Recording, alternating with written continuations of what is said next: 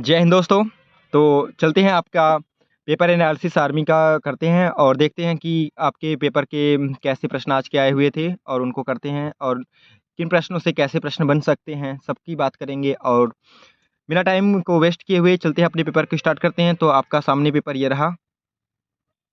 पहला प्रश्न, पंचशील समझौता किन देशों के बीच हुआ? तो आप जानते हैं कि पंचशील समझौता भारत और चीन के बीच में हुआ था। और कब सब हुआ था? तो आप जानते हैं कि 1954 में आपका हुआ था। तो आप सन भी याद रख लेंगे। अगला है कि देवधर ट्रॉफी किस खेल से जुड़ी है? तो देवधर ट्रॉफी आपकी किससे जुड़ी है? देवधर ट्रॉफी आपकी जुड़ी हुई है क्रिकेट से। क्रिकेट के अन्य ट्रॉफी भी आप लिख लेंगे। पहला होता है आपका रणजी, ठीक है, Ranji, Dilip trophy, Dilip trophy, Vijay Hazare trophy, Vijay Hazare trophy, Deodhar trophy, ठीक है, देवधर ट्रॉफी और ईरानी ट्रॉफी, ठीक है। और भी सारी ट्रॉफियाँ होती हैं। पहले हम लोग इस सेट में इतना ही पढ़ते हैं क्योंकि ज़्यादा हो जाएगा तो आप याद नहीं कर पाएंगे। तो क्रिकेट से संबंधित कौन कौन सी ट्रॉफियाँ हो जाएंगी आपकी? Ranji trophy, Dilip trophy, Vijay Hazare trophy और आपका यहाँ पे क्या है, ईरानी ट्रॉफी। और आपका क्या होता है, सैयद मुश्ताक अली ट्रॉफी। ये सब के इसके भी हैं आपके, ये सब हैं क्रिकेट से संबंधित ट्रॉफियाँ हैं, ठीक है। अगला है कि दिलवाड़ा मंदिर कहाँ स्थित है? तो आप लोग जानते हैं कि दिलवाड़ा मंदिर जो आपका स्थित है वो कहाँ पे है? राजस्थान में स्थित है, ठीक है। तो यहाँ पर देखिए आपका उड़ीसा और मध्य प्रदेश। तो आप जानते हैं उड़ीसा में भी कौन सा स्थित है? उड़ीसा के भुवनेश्वर में आपका लिंगराज मंदिर स्थित है, ठीक है। उड़ीसा के भुवनेश्वर में कौन सा मंदिर है? आपका लिंगराज मंदिर। ये आपका एग्जामों में बहुत ज़्यादा पूछा जाता है कि बताइए लिंगराज मंदिर कहाँ स्थित है?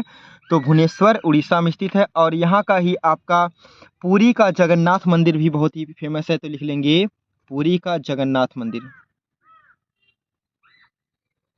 ठीक है। तो जल्दी जल्दी कर देते हैं, राइटिंग पर मत जाइएगा और आप इसको सीखने की कोशिश करते हैं, ठीक है।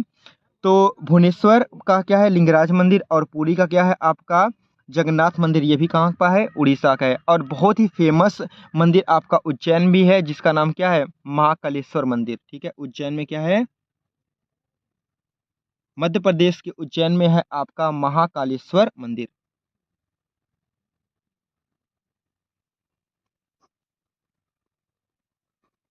महाकालेश्वर मंदिर, ठीक है दोस्तों।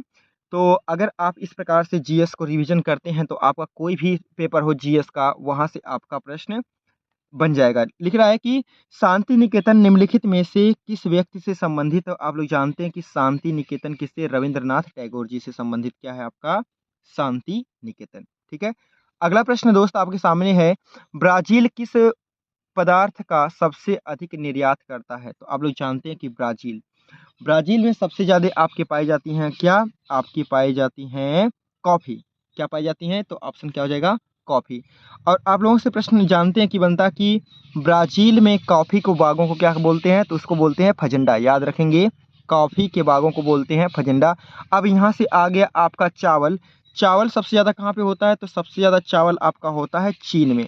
कहाँ पर होता है? तो चावल के लिए आप याद रखेंगे ये क्या होता है? चावल के लिए आपका होता है चीन, ठीक है। चीनी के लिए आप याद करेंगे क्या होता है? भारत। गेहूं के लिए भी क्या होता है? गेहूं के लिए भी आपका क्या है? चीन ही है। तो याद रखेंगे कि गेहूं और जो आपका चावल है सबसे ज़्यादा कहाँ पे उत्पादन होता है? चीन में। और चीनी कहाँ पर होता है भाई? भारत में। और प्रश्न का क्या था? ब्राज़ील किस देश का था? तो आप लोग जानते हैं ब्राज़ील का फेमस है आपकी कॉफ़ी। उबेर कप किस खेल से संबंधित है? तो आप जानते हैं कि विश्व महिला बैडमिंटन संबंधित है आपका उबेर कप, ठीक है। चलिए अगला है, सर्जिकल स्ट्राइक 2016 के समय भारतीय सेना का जनरल कौन था? तो आप जानते हैं जनरल दलवीर सिंह सुहाग थे, ठीक है। जनरल, इस पर आप जानते हैं कि दो मूवी भी आई थी। तो अच्छा, मूवी से याद आया, आप लोग बताएंगे कि जो सर्जिकल स्ट्राइक मूवी बनी थी उसके डायरेक्टर कौन थे? तो डायरेक्टर अगर आपसे पूछा जाए तो आप बता दीजिएगा, आदित्य धर थे, ठीक है। डायरेक्टर कौन थे? सर्जिकल स्ट्राइक जो मूवी आई थी उसके डायरेक्टर थे आपके आदित्य धर। लेकिन यहाँ पे कह रहा है कि उस समय सर्जिकल स्ट्राइक में भारतीय सेना का जनरल कौन था? तो क्या थे भाई? आपका जनरल दलवीर सिंह। आप लोग बताएंगे कि वर्तमान में कौन है, ठीक है। वर्तमान में आपके भारतीय सेना के क्या क्या क्या कह रहे हैं यहाँ पे जनरल कौन है, तो जरूर आप लोग बताएंगे। अगला है कि बांग्लादेश की मुद्रा किस नाम से जानी जाती है, तो आप जानते हैं कि बांग्लादेश की मुद्रा क्या होती है, टका, और राजधानी क्या है, ढाका। तो आप जानते हैं ना, ढाका टका ढाका टका, ये हो गया। बाकी आप जानते हैं कि रुपया भारत भारत सहित कितने देशों में प्रयोग होता है, तो आपका पाकिस्तान, नेपाल और श्रीलंका और इंडिया, इतने देशों में क्या प्रयोग होता है, आपका रुपया चलता है। डॉलर आप लोग जानते हैं, कनाडा और क्या यूएसए वगैरह में सब क्या चलते हैं, डॉलर चलते हैं। ठीक है, अगला है कि संयुक्त राष्ट्र संघ किस साल बना था, संयुक्त राष्ट्र संघ किस साल बना था, तो आप जानते हैं कि संयुक्त राष्ट्र संघ बना था आपका 1945 में। ठीक है, 1945 में आपकी यूएनओ की स्थापना होती है, और इसका हेडक्वार्टर कहाँ पे है, तो इसका हेडक्वार्टर है आपका न्यूयॉर्क। ठीक है, इसका हेडक्वार्टर आपका हो जाएगा न्यूयॉर्क। चलिए अगला है कि IAEC का पूरा नाम क्या है, तो इसका नाम पूरा क्या होता है, भारतीय परमाणु ऊर्जा आयोग होता है। ठीक है, अगला है वायसराय भारत में किसका प्रतिनिधित्व करता है, तो आप जानते हैं कि वायसराय जो होता था पहले भारत में, वह ब्रिटिश सिंहासन का ही क्या करता था, प्रतिनिधित्व करता था। तो यहाँ पे ऑप्शन आपका क्या हो जाएगा, ऑप्शन नंबर सी बिल्कुल इस प्रश्न का राइट आंसर हो जाएगा। ठीक, चलिए अगला है कि भारत के प्रथम उपराष्ट्रपति कौन थे, तो जानते हैं आप लोग कि भारत के प्रथम उपराष्ट्रपति जी थे आपके डॉक्टर सर्वपल्ली राधाकृष्णन। ठीक है, सी राजगोपालाचारी से क्या प्रश्न पूछा जाता है, तो आप लोग जानते हैं कि सी राजगोपालाचारी स्वतंत्र भारत के पहले भारतीय गवर्नर जनरल थे। ठीक है, तो कौन थे, सी राजगोपालाचारी थे। ठीक है, अगला देखिए लिखा हुआ है कि चीन ने भारत पर कब आक्रमण किया था, तो आप जानते हैं कि धोखेबाज चीन भारत पर कब आक्रमण किया था, 1962 में भारत पर आक्रमण किया था। ठीक है, तो याद रखेंगे चीन ने भारत पर आक्रमण कब किया था, 1962 में। ठीक है, आप बताएंगे कि बीएसएफ की स्थापना, आपसे यहाँ पर होमवर्क है कि बताएंगे कि बीएसएफ, कमेंट बॉक्स में आपका बताना है आंसर कि बीएसएफ की स्थापना दिवस कब मनाया जाता है। ठीक है, जरूर बताएंगे आप लोग कि बीएसएफ की स्थापना दिवस किस तारीख को मनाया जाता है। चलिए अगले प्रश्न की ओर बढ़ते हैं। भाषाई आधार पर गठित भारत का पहला राज्य कौन था, तो आप जानते हैं कि भारत भाषाई आधार पर गठित आपका भारत का पहला राज्य था आंध्र प्रदेश। और कौन सी भाषा थी, तमिल भाषा। ठीक है, तमिल भाषा के आधार पर बना था भारत का आपका पहला राज्य, जो कि भाषा के आधार पर था। अगला है कि भारतीय संविधान की प्रस्तावना में समाजवादी और धर्मनिरपेक्षता शब्द कब जोड़ा गया था, तो जानते हैं आप लोग 42वां संविधान संशोधन 1976, जिसे आप क्या कहते हैं, मिनी संविधान कहते हैं, वही क्या था आपका भारत में क्या संविधान का 42वां संविधान संशोधन, जिसके द्वारा समाजवादी और धर्मनिरपेक्षता शब्द को जोड़ा गया था। ठीक है, अगला है किसी द्रव लिक्विड के क्वथनांक बॉइलिंग पॉइंट को कैसे बढ़ाया जाता है, तो देखिए बहुत सारी प्रक्रिया होती है उसको बढ़ाने के लिए, लेकिन ऑप्शन के अनुसार आप देखेंगे क्या है, आपने कहा कि दबाव बढ़ाकर, दबाव कम करके, ऊष्मा बढ़ाकर, द्रव की मात्रा बढ़ाकर, लेकिन यहाँ पर क्या हो जाता है, दबाव बढ़ाकर, इसका क्या होता है, राइट आंसर हो जाता है। ठीक है, अगला है विशिष्ट प्रतिरोध का मात्रक क्या होता है, तो आप जानते हैं कि विशिष्ट प्रतिरोध का मात्रक होता है आपका ओम मीटर। क्या होता है, ओम मीटर। ठीक है, ओम किसका मात्रक होता है, तो ओम मात्रक होता है आपका प्रतिरोध का। ठीक है, ओम मात्रक किसका होता है भाई, आपका प्रतिरोध का मात्रक होता है ओम। ठीक, अगला प्रश्न कि निम्नलिखित में कौन सी वस्तु चुंबकीय है, तो आप जानते हैं कि चुंबकीय होता है क्या, लोहा, जिसको क्या बोलते हैं आप अभी चांदी। ठीक है, चांदी आपकी क्या होती है, विद्युत क्या सबसे ज्यादा सुचालक क्या होती है, चांदी होती है। ठीक है, तो विद्युत का सबसे सुचालक चांदी होती है। पारा द्रव अवस्था में पाई जाने वाली आपकी क्या होती है, यह आपकी द्रव अवस्था में पाई जाने वाली धातु होती है। और सोना क्या हो जाएगा आपका, सोना जो हो जाएगा वह क्या है, सोना आपका होता है सबसे ज्यादा तन्य धातु, तो इसका आंसर क्या हो जाएगा आपका लोहा हो जाएगा। ठीक, अगला प्रश्न कि विद्युत किससे उत्पन्न होता है, विद्युत किससे उत्पन्न होता है, तो आप जानते हैं विद्युत किससे उत्पन्न होता है भाई, डा डायोड। और यहाँ पर क्या है आपका डायोड, ट्रांजिस्टर, डायनेमो और मोटर। तो यहाँ से आपका डायनेमो से क्या होता है, डायनेमो यांत्रिक ऊर्जा को विद्युत ऊर्जा में बदल देता है, तो क्या हो जाएगा आपका यहाँ पे डायनेमो। डायोड क्या होता है? तो आप लोग जानते हैं कि डायोड एक आपका अ, अर्ध चालक होता है जो कि बना होता है सिलिकॉन और जर्मेनियम का, ठीक है। और यहाँ पर देखो ट्रांजिस्टर, ट्रांजिस्टर आप लोग देखे होंगे लेकिन जान नहीं रहे हैं। मैं आपको बता दूं कि ये भी क्या होता है, आपका एक अर्धचालक ही होता है, ठीक है। और यहाँ डायोड का एक आपका बहुत ही अच्छा एग्जाम्पल होता है क्या, जिसमें विद्युत धारा एक ही दिशा में बहती है, उसे क्या कहा जाता है? डायोड, ठीक है। ये ये बहुत ही अच्छा आपका फिजिक्स का प्रश्न बनता है कि डायोड में धारा कैसी बहती है? तो डायोड में धारा की दिशा एक ही तरफ होती है, ठीक है। अगला कि सोनार नामक यंत्र किस काम आता है? तो सोनार नामक यंत्र आपका पनडुब्बी के स्थान का पता लगाने के लिए किया जाता है, यानी समुद्र में कोई वस्तु कहाँ पर स्थित है उसको जानकारी के लिए क्या होती है, उसकी जानकारी के लिए आपका सोनार का प्रयोग किया जाता है, ठीक है। चलिए अगला है आपका शक्ति का मात्रक क्या होता है? तो आप जानते हैं शक्ति का मात्रक होता है आपका जूल प्रति सेकंड या वाट। तो देखिए यहाँ पर आपका जूल है, जूल प्रति सेकंड है, तो यहाँ पे क्या है? वाट प्रति सेकंड है, यहाँ पे क्या? जूल प्रति सेकंड एवं वाट। तो इसका राइट आंसर क्या हो जाएगा? ऑप्शन नंबर डी, ठीक है। अगला प्रश्न देखिए, लिखा हुआ कि क्षण चुंबक के मध्य में चुंबकत्व कितना होता है? तो आप जानते हैं कि क्षण चुंबक के मध्य में चुंबकत्व क्या होता है? शून्य होता है। और इसका चुंबकत्व सबसे अधिक कहाँ पे होता है? इसका चुंबकत्व सबसे ज्यादा ध्रुवों पर होता है, ठीक।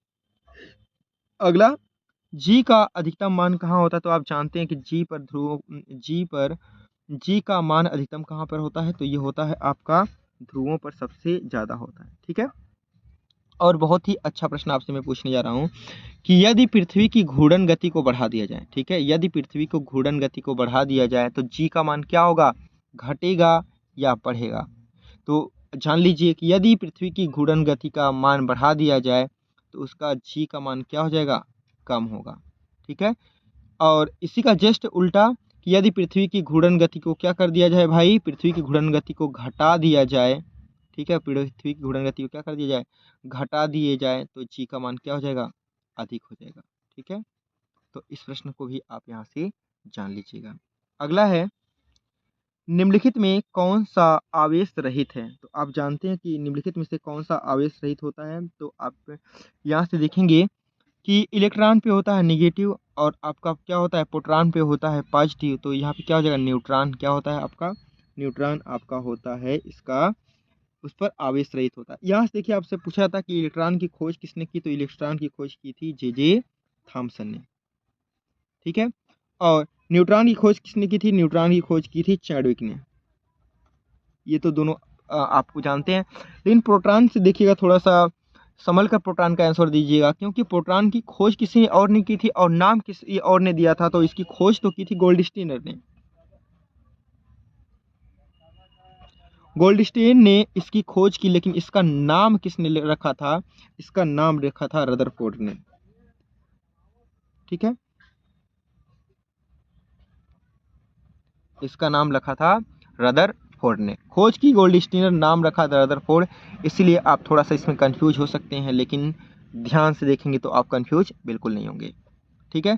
अगला है कि मानव रक्त प्लाज्मा में प्रायः पानी की प्रतिशतता मात्रा में कितनी होती है? तो अब इस प्रश्न में देखिए, जब भी मानव शरीर का हो या प्लाज्मा हो तो आप खोजेंगे सबसे ज़्यादा पानी कहाँ लिखा हुआ है। तो सबसे ज़्यादा पानी कहाँ लिखा हुआ है? 91 से 92। ये आपका क्या हो जाता है? आंसर हो जाता है, ठीक है। अगला देखिए, यहाँ पर लिखा है कि रिएक्टर स्केल किसके मापने में कार्य आता है? तो रिएक्टर स्केल आप जानते हैं कि रिएक्टर स्केल से मापते हैं भूकंप की तीव्रता। भूकंप की तीव्रता मापने में किसका प्रयोग होता है? Richter scale. लेकिन यंत्र का अगर नाम पूछा जाए तो आप क्या बताएंगे? सिस्मोग्राफ, ठीक है। भूकंप किस यंत्र से मापा जाता है? सिस्मोग्राफ से। लेकिन स्केल क्या होता है? Richter scale. और वायु की गति किस में मापते हैं? तो देखिए वायु की गति को मापते हैं आप एरोमीटर से। किससे? एरोमीटर। वायु की गति को मापते हैं एरोमीटर से, ठीक है। और गति को किस में को मापते हैं? तो गति को मापते हैं आप स्पीडोमीटर में, याद रखेंगे। और शरीर का ताप क्या हो जाएगा आपका? थर्मामीटर में। और समुद्र की गहराई को क्या कहते हैं? फैदोमीटर। फैदोमीटर। समुद्र की गहराई को किस में मापते हैं? समुद्र की गहराई को मापते हैं फैदोमीटर में, ठीक है। ध्वनि तरंगों को विद्युत तरंगों में परिवर्तित करने वाले यंत्र को क्या कहते हैं? तो आप जानते हैं कि ध्वनि तरंगों को विद्युत तरंगों में परिवर्तित करने वाला यंत्र आपका क्या होता है? माइक्रोस्कोप होता है। क्या होता है? माइक्रोस्कोप। ठीक है। और यहाँ पे लाउड स्पीकर क्या होता है? तो लाउड स्पीकर आपका होता है विद्युत तरंगों को ध्वनि तरंगों में। ठीक है। ये क्या करता है? ये करता है विद्युत तरंगों को ध्वनि तरंगों में। ठीक है। ध्वनि छोटी मात्रा होती है। चलिए अब यहाँ पर देखिए, ताप बढ़ाने से ध्वनि का वेग क्या होता है? ताप बढ़ाने से ध्वनि का वेग क्या हो जाता है? ताप बढ़ाने से ध्वनि का वेग बढ़ जाता है। ठीक है दोस्तों, तो चलते हैं आगे प्रश्नों को करते हुए। अगला प्रश्न आपका है कि प्रिज्म के लिए अधिकतम विचलन कोण किस रंग की किरण से होता है? तो आप जानते हैं कि प्रिज्म के लिए अधिकतम विचलन कोण आपका होता है बैगनी रंग का। ठीक है। किसका होता है भाई? बैगनी रंग का। और सबसे कम किसका होता है? सबसे कम होता है आपका लाल का। अगला है देखिए, ट्रैकोमा रोग संबंधित। तो आप जानते हैं ट्रैकोमा, ग्लूकोमा, ट्रैकोमा, ठीक है, ग्लूकोमा, मोतियाबिंद, ये सब किससे संबंधित हैं? ये हैं आपकी आंखों से संबंधित बीमारियां होती हैं। ठीक है। चलते हैं, अब ये आपका जीएस का सेगमेंट समाप्त हो गया है। अब हम लोग करते हैं क्या? मैथ को करते हैं और देखते हैं कि कैसे प्रश्न आपके आए थे और आप उनको कितनी आसानी से या कैसे आप उनको सॉल्व कर सकते हैं। तो चलते हैं दोस्तों, मैथ के सेगमेंट में आपका बहुत बहुत स्वागत है। तो यहाँ तक अगर आप देख लिए तो एक लाइक ज़रूर कर सकते हैं आप दोस्त। चलिए अगला प्रश्न यहाँ पर देखिए, लिखा हुआ है कि आपका यदि x बराबर 1, y बराबर 2, z बराबर 3 हो तो x cube y cube plus z cube minus 3xyz का मान ज्ञात कीजिए। तो आप देखिए बहुत जल्दी से कर दीजिए। यहाँ पर x बराबर 1, y बराबर 2 और z बराबर कितना दिया है? 3। ज्ञात करना है आपको किसका मान? ज्ञात करना है आपको x cube y cube plus z cube minus 3xyz। तो यहाँ पे 1 का क्यूब कर दीजिए, 2 का क्यूब, 3 का क्यूब माइनस 3a2 3। ठीक है। यहाँ से क्या हो जाएगा? 1 8 और यहाँ से कितना हो जाएगा आपका? 27 और यहाँ से क्या हो जाएगा? 2 3 6 6 3 18। ठीक है। तो यहाँ सॉल्व करिए, सबको जोड़ेंगे तो कितना हो जाएगा? यहाँ से जोड़ेंगे तो हो जाएगा आपका 36, 36 माइनस 18 तो क्या आ जाएगा आपका आंसर? 18 हो जाएगा। ठीक है। तो ऑप्शन नंबर सी आपका देख रहे होंगे कि यह क्या हो जाएगा? आपका आंसर हो जाएगा। ठीक है। अगला प्रश्न देखिए, लिखा हुआ है आपके सामने। अगला प्रश्न लिखा हुआ है कि 50 प्लस 70 का 20% कितना होगा? तो इसको यहीं पे मैं लगा सकता हूँ, तो यहाँ पर जगह बहुत है। तो देखिए 50 और 70 जोड़ेंगे कितना हो जाएगा आपका? 120। 50 और 70 जोड़ेंगे कितना? 120 और 120 का कितना? 20%। 120 का 20% निकालोगे तो यहाँ 2 जोड़ी कट जाएगा। 12 दूनी की क्या हो जाएगा? 12 दूनी के आपका 24 हो जाएगा। तो इस प्रश्न का ये आपका आंसर। तो लिखा हुआ क्या? एक व्यक्ति को कार 1,56,600 रुपये में बेचने पर 13% की हानि हुई, तो कितने रुपए की हानि हुई? अब देखो मित्र, यहाँ ध्यान से देखो, तो मैं सॉल्व कर रहा हूँ, आप इसको ध्यान से देखिएगा। आपने कहा कि लिखा हुआ है आपकी इतने रुपए की एसपी लिखा हुआ है। ठीक है। इतने रुपए में बेचने पर उसको 13% की क्या हुई है? 13% की हानि हुई है। ठीक, यानी उसने क्या किया होगा? 100 रुपये वाली वस्तु को 13 रुपये में कम में बेचा होगा। तो 13 कम में बेचेगा तो कितने बेच दिया होगा? ये बेच दिया होगा आपका 87। 100 में खरीदा, 87 का बेच दिया है, तो उसका क्रय मूल्य निकाल लेंगे पहले। तो क्रय मूल्य निकालने के लिए क्या करेंगे? ज़्यादा से आप पूरा कर लेंगे और 87 से क्या कर देंगे? भाग दे देंगे। ठीक है। अब यहाँ से देखिए, सबसे ज़्यादा आपको कैलकुलेशन में ही टाइम बचाना होता है, तो कैसे बचाएंगे? यहाँ पर देखिए क्या है, यहाँ पर है आपका 7। तो 7 इसी से कितनी बार में गुणा करते हैं कि यहाँ पे इकाई का अंक 6 है, तो आप जानते हैं कि 7 8 56। तो 8 बार में तो ये आ जाएगा, लेकिन इतनी बड़ी संख्या 8 बार में नहीं आएगा। तो कितनी बार आएगा? 18 बार में आएगा। तो यानी यह पूरा का पूरा यहाँ से कितनी बार में कट गया? 18 बार में कट गया। ठीक है। कैसे? देखिए 8 7 56, लेकिन आपने कहा कि इससे 8 बार में गुणा करने पर काम नहीं चल रहा है, तो आप 18 बार ट्राई करेंगे तो इतना आ जाएगा। तो यहाँ से कितने में कार खरीदा था? वह खरीदा था आपका 1,80,000 रुपये का। ठीक है। तो 2 जीरो यहाँ से 2 जीरो यहाँ बढ़ा लेंगे। तो ये 1,80,000 रुपये का खरीदा था और कितने का बेच दिया था? वह 1,56,600 600 का बेच दिया था। तो कितने का घाटा हो गया, रुपए में पूछा है तो इसमें घटा लीजिएगा 004 और यहाँ से 9 हो गया आपका, तो कितना हो जाएगा, यहाँ से ऑप्शन के अनुसार कर लेते हैं तो कितना हो जाएगा 3, ठीक है, और यहाँ से हो जाएगा कितना आपका 2, तो 23,400 इस प्रश्न का क्या हो जाएगा, आपका आंसर हो जाएगा। ठीक है, तो ऐसे आप इस प्रश्न को सॉल्व कर सकते थे। कैसे, एक बार फिर से समझिएगा। यहाँ पर आपका दिया था क्या, सेलिंग प्राइस। आपने कहा कि सेलिंग प्राइस पर उसको 13 का नुकसान हुआ, तो 13 का नुकसान हुआ यानी 100 रुपये वाली वस्तु को कितने बेच दिया था, 87 में। इसका क्रय मूल्य निकाल लिया आप यहाँ से 100/87 करके, तो यहाँ से काटेंगे 18 बार में कटेगा, 2 जीरो यहाँ से 2 जीरो यहाँ, 18 के पीछे 4 जीरो लगा देंगे। ये इतना रुपये इसका विक्रय मूल्य था, इतना क्रय मूल्य था और ये विक्रय मूल्य था, तो घटाएंगे क्या हो जाएगा, यही आपको क्या हो जाएगी, हानि हो जाएगी। ठीक है, चलिए अगला प्रश्न को देखते हैं। अगला प्रश्न लिखा है कि मोहन की उम्र अपने पुत्र से 5 गुनी है, 4 वर्ष बाद उन दोनों की उम्र का योग कितना हो जाता है, 44 वर्ष हो जाता है। तो आज मोहन की उम्र कितना है, ध्यान से देखिएगा, बहुत ही अच्छा प्रश्न है आपका। यहाँ से कहा है कि मोहन की उम्र अपने पुत्र की उम्र की 5 गुनी है। ठीक है, तो लगाते हैं, देखिए तो जगह यहाँ पे थोड़ी कम थी तो मैं आपका वाइट पेपर ले लेता हूँ जिसपे मैं सॉल्व कर सकूँ आज आपका आराम से पेपर। कह रहा है कि मोहन की उम्र अपने पुत्र की उम्र की 5 गुनी है। ठीक है, तो मोहन और इसका पुत्र, और यहाँ पे क्या हो जाएगा, उसका पुत्र। अगर पुत्र 1 का है तो वो कितने का होगा, वह होगा 5 का। ठीक, कह रहा है कि 4 वर्ष बाद उन दोनों की उम्र का योग कितना होगा, 44, 4 वर्ष बाद। ठीक है, 4 वर्ष बाद दोनों कितने के होंगे, 44 के होंगे, यानी आज ये भी 4 वर्ष कम होगा, ये भी 4 वर्ष कम होगा, यानी 8 वर्ष इसमें से क्या कर लेंगे, कम कर लेंगे। कैसे, 4 वर्ष बाद दोनों का योग 44 है ना, तो आज उनकी आयु में से 4 कम करेंगे, यानी 4 वर्ष इसका 4 वर्ष इसका, तो 4 इसमें से कम करें यानी 8 कम कर लेंगे तो कितना हो जाएगा 36। तो इनकी वर्तमान आयु का योग कितना हो जाएगा 36। तो मोहन है 5 का, पुत्र है 1 का, 5 और 1 कितना हो जाएगा 6। इसी 6 को कितना कहा है, 6 को कहा हुआ है 36 वर्ष। तो यहाँ से काटेंगे 1 बराबर कितना हो जाएगा, 1 बराबर हो जाएगा 6 वर्ष। तो यहाँ से किसका पूछा है, तो कह रहा है कि आज मोहन की उम्र ज्ञात करें। तो मोहन कितने का है आज, 5 का है, तो 5 को कितना कहेगा, 1 को 6 का है तो 5 को कितना कहेगा, 5 गुणे 6, 6 5 30 वर्ष हो जाएगा। ठीक है, यही आपका इस प्रश्न का आंसर हो जाएगा। ठीक है दोस्तों, तो चलिए बढ़ते हैं आगे इस प्रश्न में।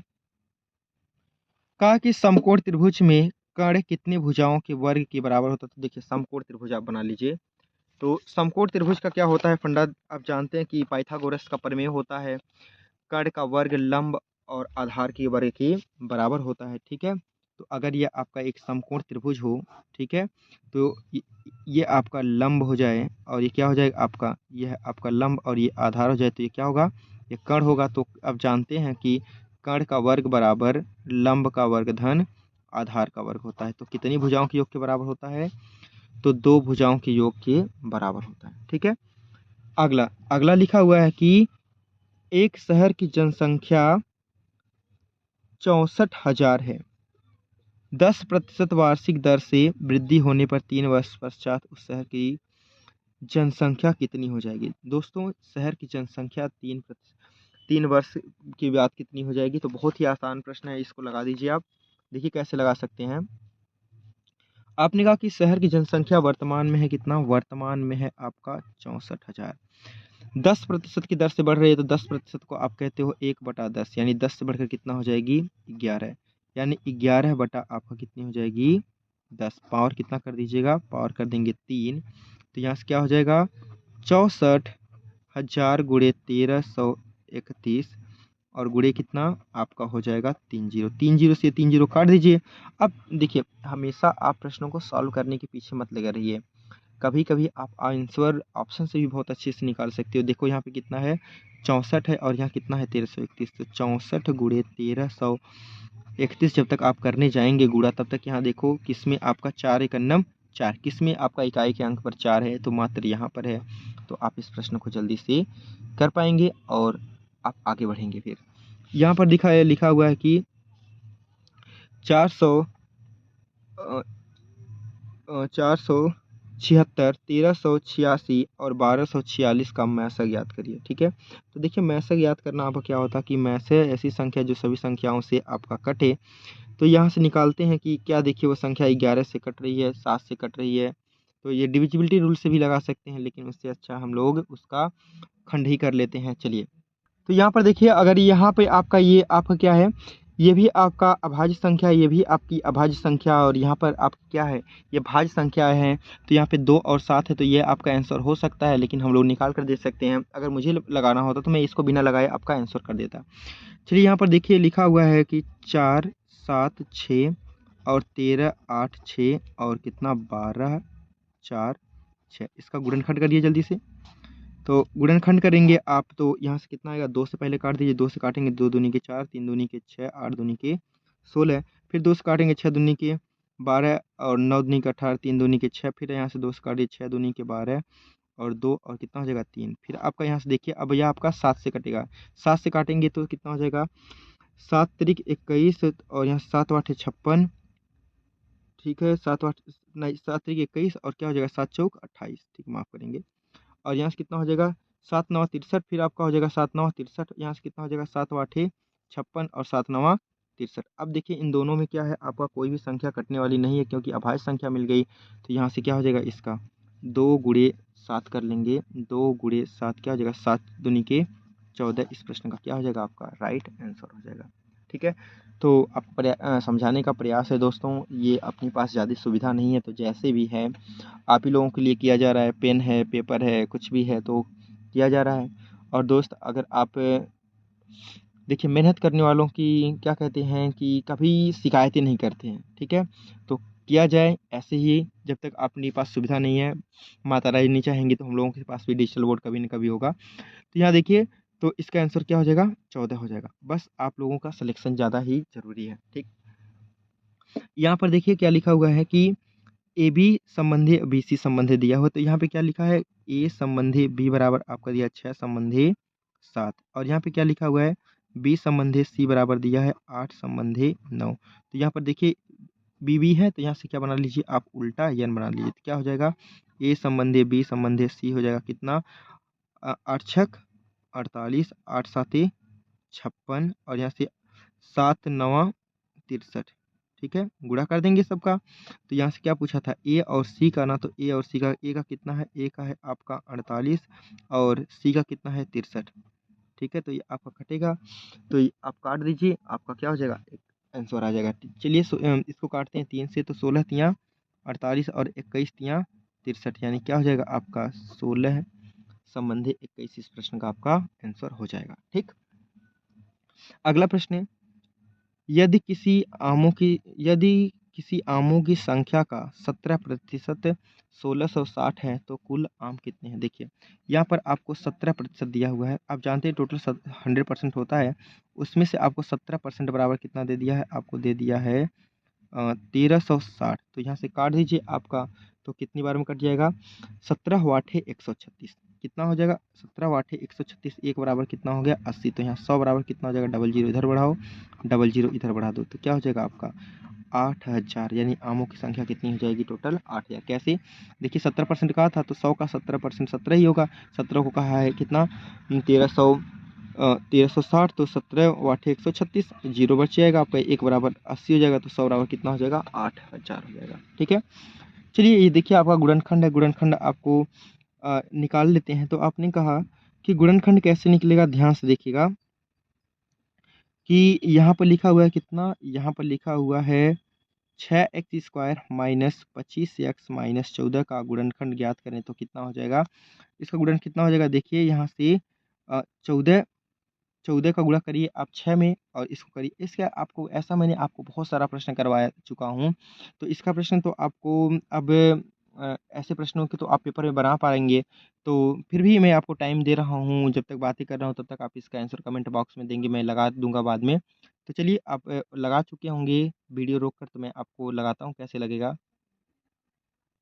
चलिए, अगर आप लोगों ने निकाला होगा तो इसका आंसर ये हो जाएगा। अब देखिए यहाँ पर आपका है लघुगणक का पूर्णांक ज्ञात करना।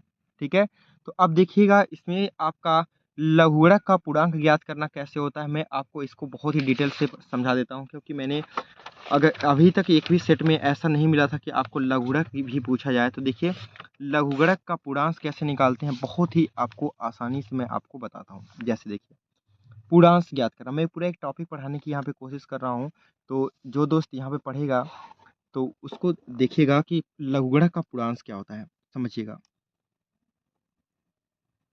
पूर्णांक क्या होते हैं। ठीक है, पूर्णांक और अपूर्णांक दो संख्याएं होती है, तो पूर्णांक क्या होता है, तो देखिए यहाँ पर लिखा है कि 5, 3, 2 और क्या 6। ठीक, और इसी प्रकार यहाँ पर अगर लिखा जाए कितना 3, 2, 4, 7, 8.475 और मैं एक संख्या ले लेता हूँ 23, 4.952। ठीक है, तो ऐसी संख्या ले लेते हैं और उसमें से आपको ज्ञात करते हैं लघुगणक का पूर्णांक। तो यहाँ पर देखिए ये आपका मानक रूप है, अगर हम इसको लिखें तो क्या लिख सकते हैं, ये आपका मानक रूप है यानी। और यहाँ पर देखिए तो दशमलव के पहले यहाँ पर कितने अंक है, दशमलव के पहले आपने कहा कि एक अंक है, तो यहाँ से दशमलव के पहले एक अंक है, तो इसमें से एक कम आपका क्या हो जाता है, पूर्णांक हो जाता है। मैं आपको किसी क्लास में पढ़ा दूंगा कि पूर्णांक और अपूर्णांक और लाग के नियम, सारे नियम पढ़ा देंगे। पहले यहाँ पर इस प्रश्न को समझिए। तो यहाँ पर क्या लिखा हुआ है कि लघुगणक का पूर्णांक क्या होगा, तो यहाँ पर देखिए यहाँ पे क्या है, दशमलव के पहले एक है, तो एक में से एक घटा लीजिए यानी क्या हो जाएगा 0। तो इसका पूर्णांक क्या हो जाएगा, इस संख्या का पूर्णांक आपका क्या हो जाएगा 0 आ जाएगा। ठीक है, इस संख्या का पूर्णांक क्या हो जाएगा 0 हो जाएगा। तो इसका तो आंसर ये हो गया, लेकिन अभी मैं आपको सिखा दूं। यहाँ देखो दशमलव के बाद कितने अंक हैं, यहाँ पर देखो 1, 2, 3, 4। यहाँ दशमलव के इधर कितने अंक हैं आपके 4 अंक हैं, तो इसे 4 में से एक घटाएंगे तो इसका पूर्णांक कितना हो जाएगा, 4 में से अगर आप एक घटाएंगे तो कितना हो जाएगा 3 हो जाएगा। क्या होगा 3 हो जाएगा। ठीक है, इसी प्रकार यहाँ से देखिए दोस्त, यहाँ से आपका है कितना 234। ठीक है, तो 234 यहाँ पे 3 अंक है, तो 3 अंक है यहाँ से अगर इस संख्या का पूर्णांक निकालना हो तो क्या हो जाएगा, यहाँ पर देखिए कि दशमलव के 3 अंकों पर है, तो 3 में से एक घटा देंगे कितना हो जाएगा 2, इसका हो जाएगा आपका पूर्णांक। उम्मीद करते हैं आपको समझ में आ गया होगा कि पूर्णांक कैसे निकलता होगा। ठीक है, तो इसी प्रकार आप निकाल सकते हैं एक संख्या, जैसे मैं आपको दे दूं 9, 9, 7, 8, 4, 3, 5, 2, 7 का पूर्णांक क्या होगा। तो देखो काउंट करो 1, 2, 3, 4, 5, 6 है, तो कितनी संख्याएं हैं टोटल, टोटल संख्याएं 6 हैं। 6 में से आप एक कम कर लोगे तो कितना हो जाएगा आपका 5, इसका क्या हो जाएगा पूर्णांक हो जाएगा। ठीक है, इस प्रश्न का आपका पूर्णांक कितना हो जाएगा, यह हो जाएगा आपका 5। तो आपको अब दशमलव का क्या कहते हैं लघुगणक का पूर्णांक निकालना तो आ गया होगा। ठीक है, तो अगर ये प्रश्न आप लोगों को समझ में आ गया है तो बहुत अच्छी बात है, मैंने आप लोगों को आज एक टॉपिक भी इसमें कवर कर लिया।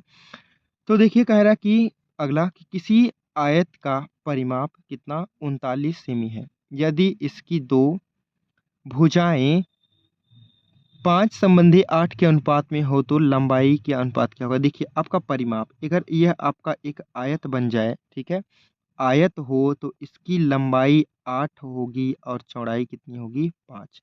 इसका परिमाप क्या हो जाएगा, तो आप अनुपात में है तो कांस्टेंट रख लीजिए 8x और कितना यहाँ से हो जाएगा 5x, इतना 8, 5, 13 और यहाँ 2 गुणे 13x बराबर कितना दिया हुआ है परिमाप 39 दिया हुआ है।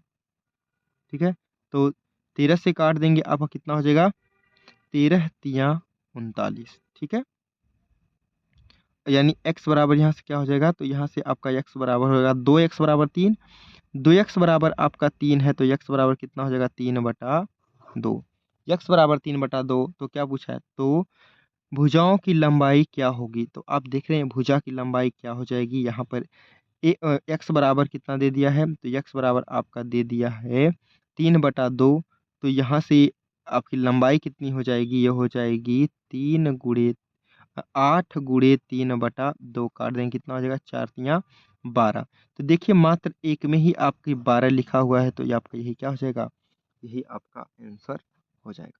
ठीक, चलिए अगला यहाँ पर देखिए लिखा है कि कोसेक स्क्वायर 30 अंश, साइन स्क्वायर 45 अंश और कास स्क्वायर 60 अंश का आपको निकाल देना है क्या मान। तो आप तो यहाँ पर जानते हैं कि साइन 30 अंश बराबर 1/2 होता है, तो साइन का ही उल्टा कोसेक होता है, तो साइन 30 अंश का मान कितना होता है, साइन 30 अंश का मान 1/2 होता है, तो उसका उल्टा है, तो क्या हो जाएगा 2 का स्क्वायर। ठीक है, इसका मान रख दिया। और यहाँ पे क्या है, साइन 45 अंश, साइन 45 अंश बराबर 1/2, इसका क्या कर देंगे स्क्वायर। ठीक है, और कास 60 अंश बराबर होता है 1/2, इसका भी क्या कर देंगे आप स्क्वायर कर दीजिए, तो इसका आंसर क्या आ जाएगा। इसका आंसर मैं आपको जोड़कर दिखा देता हूँ। देखिए यहाँ पर लिखा हुआ है 2 दूनी के 4, और यहाँ से कितना लिखा हुआ है 1/2, और यहाँ से कितना लिखा हुआ है 1/4। ठीक है, 1/4 हो जाएगा, तो यहाँ से सबका आप जोड़ दीजिए, तो कितना हो जाएगा एलसीएम 4। तो यहाँ से कितना हो जाएगा दोस्त आपका 4 चौके 16, यहाँ से हो जाएगा भाग देंगे तो 2, और यहाँ से कितना हो जाएगा 1।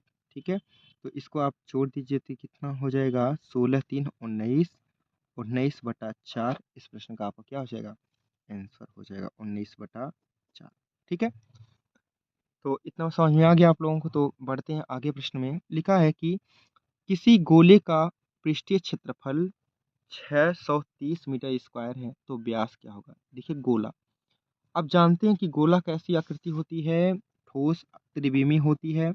ठीक है, तो गोले का क्षेत्रफल क्या होता है, गोले का क्षेत्रफल होता है 4πr²। ठीक है, इसका मान आपको कितना दिया हुआ है 616। यहाँ सॉल्व कर लीजिए, तो यहाँ से सॉल्व करेंगे 4 × पाई का मान 22/7, आर क्या हो जाएगा r² बराबर 1661/6। ठीक है, तो इसको भाग दे दीजिए, 11 से भाग दे दीजिए, तो कितना हो जाएगा 11×5 = 55, और यहाँ से क्या हो जाएगा 11×6 = 66, 11 दूनी के 22।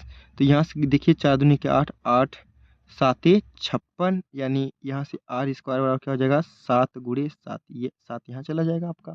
तो r बराबर कितना हो जाएगा, r² बराबर 7 × 7, तो r बराबर 7 हो जाएगा। तो इसका व्यास पूछा है, तो क्या होता है व्यास बराबर होता है 2 × त्रिज्या।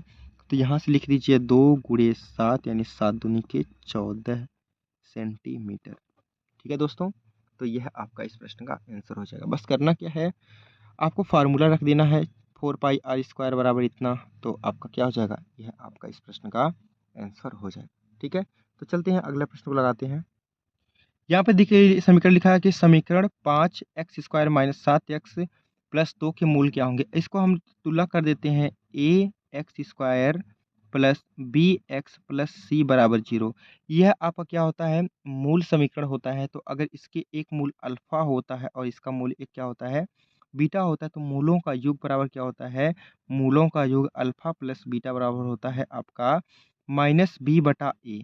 तो यहाँ पर देखिए तुलना कर दीजिए, तो b की जगह पे क्या लिखा है आपका -7, तो माइनस यहाँ b पहले से होता है, तो क्या हो जाएगा 7, और a की जगह पर कितना लिखा है 5, यानी मूलों का योग कितना हो जाएगा, मूलों का योग हो जाएगा आपका 7/5। कैसे, यहाँ पर देखिए यहाँ पे b की जगह पर -7 है, तो यहाँ पहले से माइनस b है, तो -b अगर रखेंगे तो यहाँ तो माइनस माइनस क्या हो जाएगा +7 बटा कितना 5।